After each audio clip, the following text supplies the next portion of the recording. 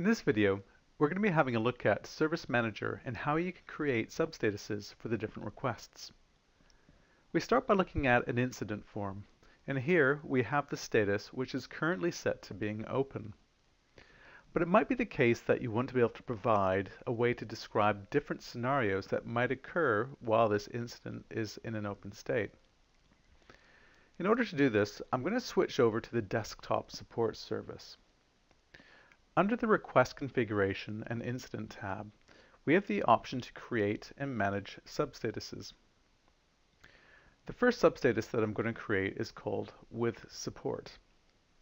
There's also an option to provide an alternative customer label which will be displayed to customers on the self-service portals. I'm going to enter in Support are looking into your request. We can also set if the request remains active or if it's put on hold. For this status, I'll keep it as active. To finish, I just select Publish and Save. We now move on to our next substatus. For this one, I'm going to call it With Customer. For the alternative customer label, I'm going to enter in We require more details from you. This time, I'm going to set to put the request on hold when this substatus is selected. And again, we just click Publish and Create. Now there's also an option so that when a customer updates a request in self-service, the substatus automatically changes, putting it back into the hands of the support team.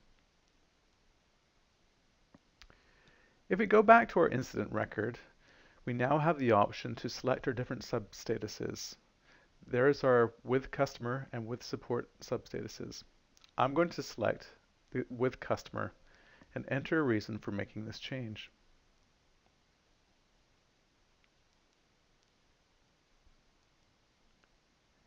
Having set this, we can also see that it has been automatically set to being on hold.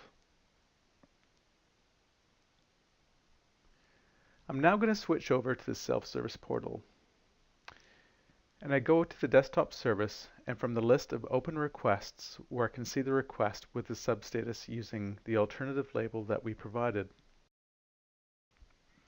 If we open the request and provide an update,